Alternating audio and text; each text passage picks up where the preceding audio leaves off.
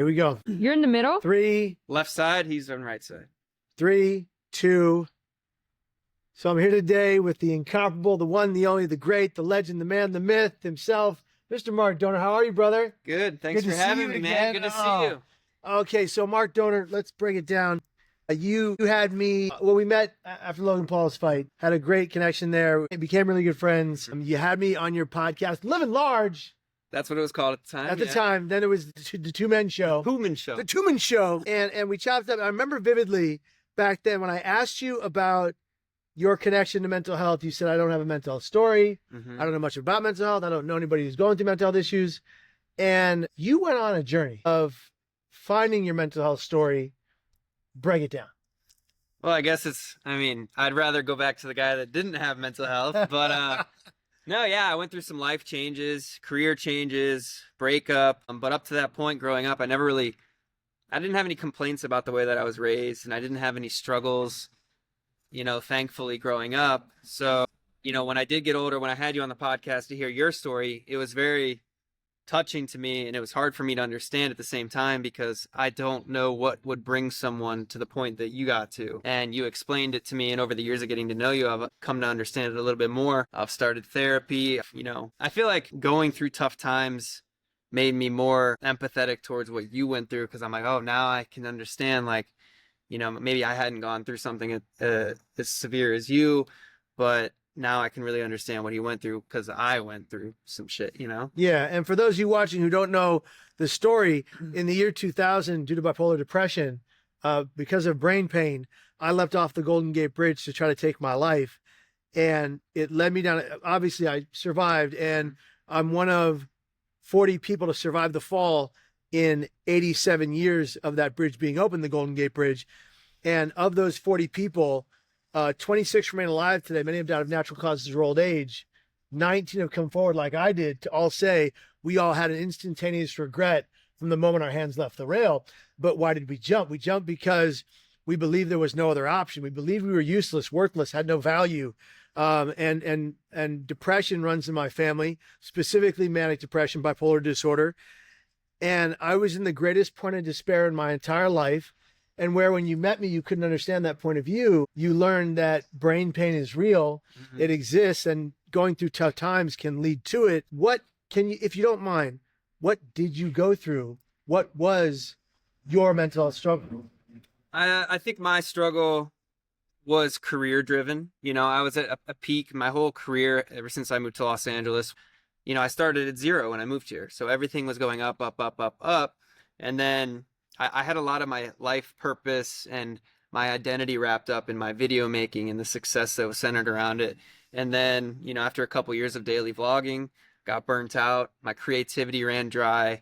I stopped posting. I started to lose viewership. So I started to really struggle with, like 1 million people used to watch me and now only 500,000 watch me. But I wasn't looking at it from the right point of view. I was looking at it as like, oh, no one likes me anymore. They used to love me, but instead of being grateful for the 500,000, I just kind of gave up, to be honest. And it affected me terribly because that wasn't the answer. I should have kept pushing. I should have been grateful for the 500,000. And I essentially ended up giving up. Kept telling myself, oh, I suck at making videos now. Like, no one wants to watch me. So many people used to want to watch me. Instead of doing it for the reason that I started to do it, I lost sight of that because I started making videos because I enjoyed making videos. And then it became a job and it became a pressure. And yeah, that kind of just got to me mentally. I went through a breakup. That was my first, hardship to deal with. I actually am super grateful for that because although it sucked, although I was sad, I tried to take the positives out of it. I read this book, The Subtle Art of Not Giving a Fuck. Changed my life. It's a great book. Yeah. Got back in the gym, and I started to realize things that do make me happy is, eating healthy, liking yourself, liking the person that you look at in the mirror is super important because, when I was daily vlogging, I lost myself. I lost sight of that. Gained 40 pounds. I looked in the mirror and I was like, I don't like this guy. I don't even want to see myself with a shirt off. Why would someone else?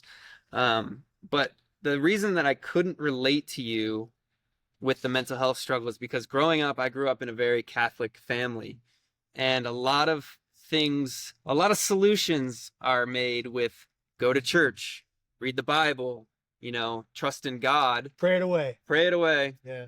And I still, I shared your story on TikTok, and a lot of people still say the same things. They're like, you just need God, you need Jesus. And maybe that is true for some people, but I guess I didn't try. My dad wanted me to, but I don't know.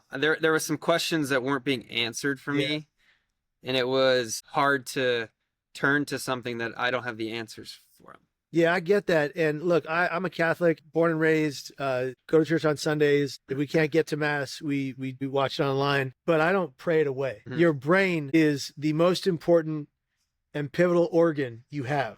And if your brain is malfunctioning, there goes the rest of you. And you can't simply pray away the changing of neural pathways in your brain. It's not possible. You can call out to God if you believe, if you have the faith that I have. Not everybody does, so you have to respect that and not push your beliefs on other people, which so many people do. And I think that a lot of the comments I get from my videos online is that, just turn to Jesus, he'll solve all your problems. I already do. Mm-hmm. I already have. And that doesn't solve my mental health crisis or my brain health disorder. Both of my biological parents had manic depression, what we today call bipolar disorder. I was genetically predisposed to it twice. And so you can't deny that. And that when there's a real physiological change and physical change in the chemistry of someone's brain, they can't simply pray something away. That's too simple. It's too easy. It's too rudimentary. I believe in miracles. I am a walking miracle. I jumped off the fucking Golden Gate Bridge and a sea lion lifted me to the surface of the water and kept me afloat until the Coast Guard boat arrived behind me. There's no doubt in my mind that was a miracle. And God saved my life that day. That's my prerogative. I get to believe that. That's my core belief.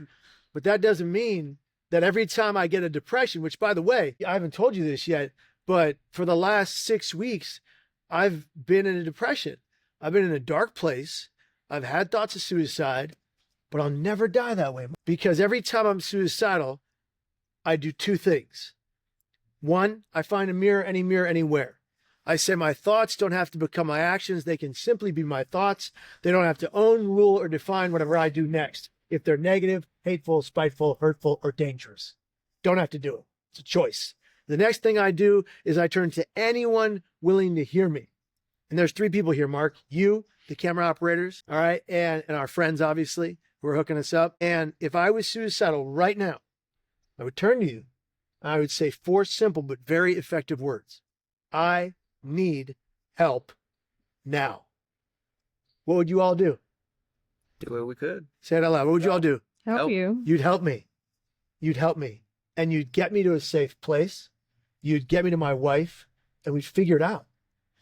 But the only reason that I remain alive for 23 years since my attempt off the Golden Gate Bridge in 2000, and stay alive from chronic thoughts of suicide that literally plague me, is because I always say I need help now. And the difference between me and someone who attempts or dies by suicide is that I don't stop saying I need help now until somebody answers the call. And I think that I know, because I do it every day, that can be taught and that can be learned. And so what's incredible is that you have this great platform to share your story, to share other people's stories, which you love doing, and to give back to your community. But you've been through this journey, and look, you're still in therapy, right? That's incredible. And I think you saying to your donation, if you need to talk to someone, don't hesitate, because it could be the catalytic difference in the destiny of your life. I did start therapy. I will say that I found this worked better for me than some other people do therapy. They enjoy it. I found that working on myself helped me a little bit more. In the work. Like going to the gym, starting to eat healthy, waking up one day and saying like, yo, I can't live like this anymore. Like I have to make a change. And whether that be therapy, whether that be God, whatever it is that you choose to believe in to help you get through it, I think there always is a way out of it. And I think it's important, convince yourself that, oh, what I'm doing isn't working, so I need to try something different. Yeah. I think that finding the self-care tools and techniques that benefit you, that you're comfortable with, and that can change your life is really important. The other thing is, and I hear this a lot, like, I can't save someone else. People have to save themselves. People have to put in the time, energy, effort, and hard work to make a difference in their lives, to become a better version of themselves. And you did that. And that's awesome.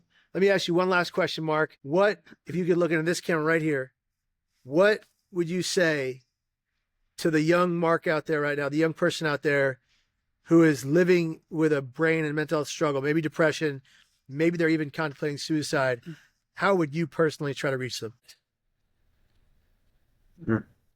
Take your time. Yeah. Sorry, there's someone walking by in pajamas. No, it's good. That's such a serious question. That. We'll leave that in. I would say reach out for help. When I was at my lowest point, I was drinking heavily. That's what I turned to. I turned to the bottle, and that wasn't the answer. And it only made things worse. It increased my anxiety. It pushed my problems to tomorrow. And, you know, I got to the point, like I said, I grew up in a very Catholic family.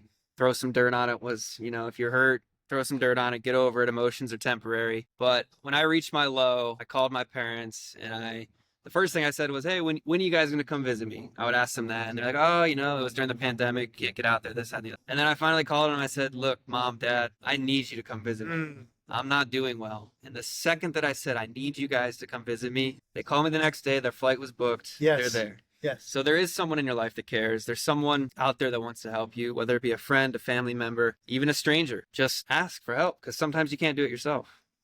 None of us, no human being is an island. We need people in our lives that love and care for us, and we need to give back everywhere we can. And I'll say this, if you're struggling right now, if you're hurting, if you're in pain, we have got resources for you. bio.site/Kevin Hines Story. bio.site/Kevin Hines Story. We've got so many resources right there that would change your life if you allow them to, and if you put in the time, energy, effort, and hard work to make a shift in your life so you can balance your brain health, so you can thrive. Not just survive, thrive. Thanks, Mark. Thank you. Appreciate you, man. Love you, brother. Love you. All right. Want a hug again? Yeah, come on. I love your hugs.